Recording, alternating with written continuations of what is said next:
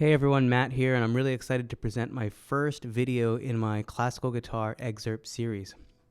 If you haven't already watched the video that I made explaining the series, I would encourage you to do so. But to sum up, it's basically a new series that I'm going to be starting to showcase some classical guitar excerpts across a variety of repertoire, from solo music to ensemble music. And my idea is that I can teach you a little bit about my approach to playing this music, so you can walk away with a new technical exercise, a new musical exercise, or maybe even just learn a little bit about some music that you might not have otherwise played. So if you have other ideas for music that you'd like me to explore, please reach out, let me know. Otherwise, I hope you enjoy this first excerpt, which is going to be from Máximo Diego Pujol's Tango, Milonga y Final.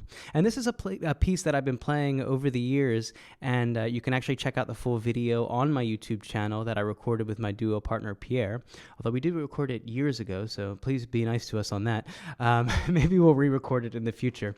But anyways, I was actually recently preparing this piece for a concert, and I'm looking here. You can check out the music now. I'm looking here at the music from the finale, the third movement, and it's about midway through. And it's a pretty interesting excerpt where the guitar too is going to be doing a lot of droning on these E's and B's across a bunch of octaves, and also it's incorporated with a bunch of shifts as well. So you get some good shift practice and some good practice on some expressive concepts like diminuendo, dynamics in general, rallentando, through a pretty sparse texture here. So if you take a look at the opening, right, we have our forte marking, and it's going to sound something like this. Right? So already we have an opportunity to practice double thumb strokes, rest strokes, and shifting both up to the ninth position and back down in order to repeat that. So let's take a look slow here at what the thumb does initially. So we have that double stroke with the thumb. I'm already here planted, right, for the B and E, and also I guess this E here on the fourth string as well. So I'm going to cut through. I have my left hand down, holding down this E minor chord, although we're not going to play that G, so it's going to sound more like a stretched out power chord here. So we have 1, 2. My thumb is just going to rest lightly on the side of my index finger. Index finger takes care of string 4, release, release. Now, as soon as you play this open E, I'm going to suggest that you have your thumb pop down here to string 4. This is just going to help stabilize the hand so that when you play the notes here in your ninth position, that you can have a little bit more stability, and you're likely to play that accurately as well. So take a look at this. We'll do it slowly, and then we'll talk about the ninth position music. All right, and there I did the shift, you can see. And then once you're here, you're going to play this E at the 9th fret of the on the 3rd string. And then we're going to do the E 12th fret, and then we're going to play that string open. You'll notice here, once we play that open string, we're also going to be able to shoot back towards the open position. So we get a lot of practice going down into the 9th position and then coming back into open. So really you're going to feel this kind of from the shoulder, just letting gravity take over, letting the hand fall. I encourage people that have never tried out shifts before just to practice it, just to practice the left hand, get there as quick as you can. Just let it drop in, even if you're not playing any notes. Just so you know, it's not like a reach first with the wrist or something like that. Just let it fall in. Explore that so you know in context what that might feel like. Okay, so here's the first transition. We're going to use that open string primarily to get us into ninth position and also to plant the thumb. So even when you practice this slowly, there's going to be 2 quick motions that happen simultaneously. So check it out. Here, I'm ready. I'm on the first string with the ring finger, and as soon as I pluck it, I plant and I shift. 1, 2, 3, 4, plant and shift. Okay, good practice there, just for the shifting here. And once you're in the ninth position, I'm going to play my index finger, index finger, ring, and then middle. Okay, and then that open string going to get me back to the open position. So let's try it out. I'll go slow. Let's do it 3 times.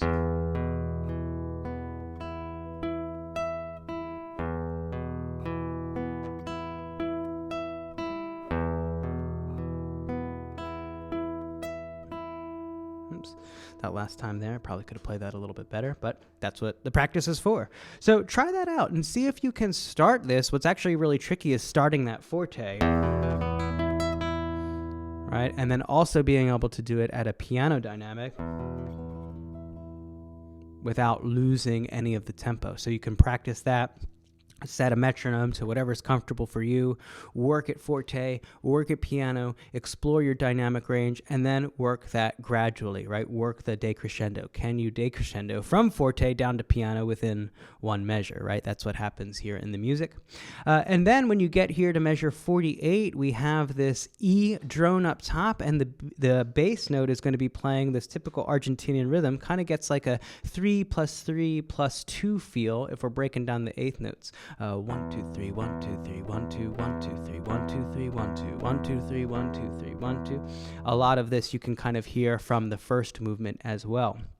Now, what I've decided to do from this, I actually had a question about this. I remember when I played a concert, someone said like, wow, why would you do the ring finger and the middle here, right? It's a little bit risky, and maybe your alternation on the index and middle feels a little bit more secure.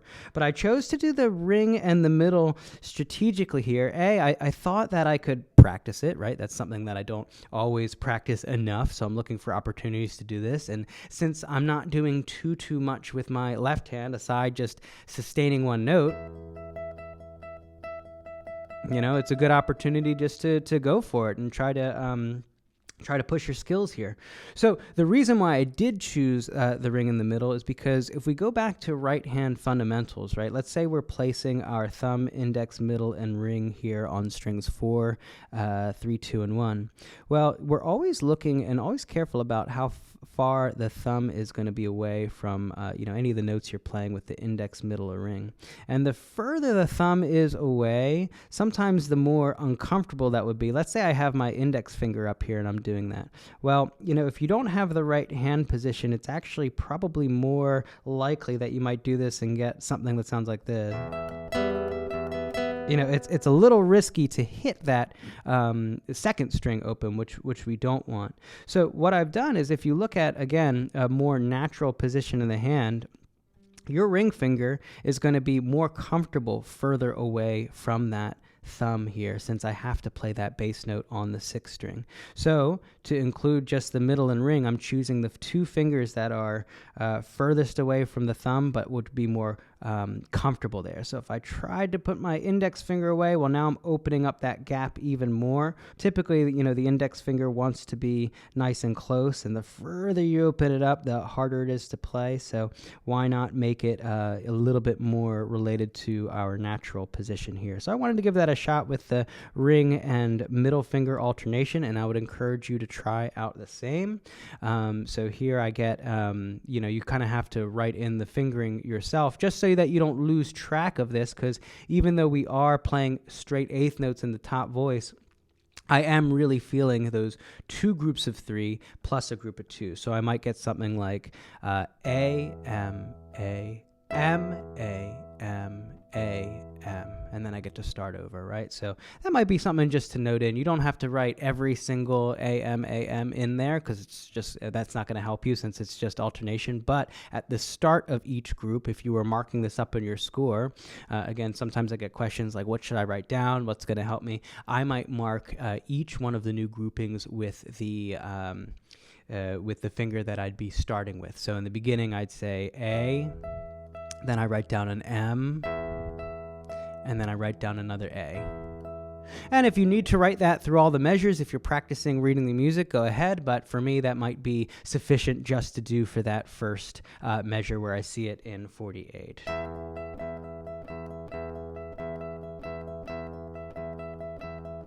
Here, there's not really an opportunity for planting, so you notice my hand looks a little bouncier than I'd probably like. I'm not really sure of a solution here. I guess you could do a rest stroke here. if you need some extra stability, but I just found for me, I didn't end up using that naturally as I would. So thanks so much for your time. You know, this is a really great piece. Check it out. Check out other music by Pujol, because this is a wonderful, some really great music for guitar duo. He has music for guitar and flute, guitar and violin, and maybe you haven't checked it out. He also has some solo works too. So thanks so much for your time. If you have any questions, comments, suggestions, drop them in the comment. I'd be glad to check those out, and looking forward to seeing you in the next video.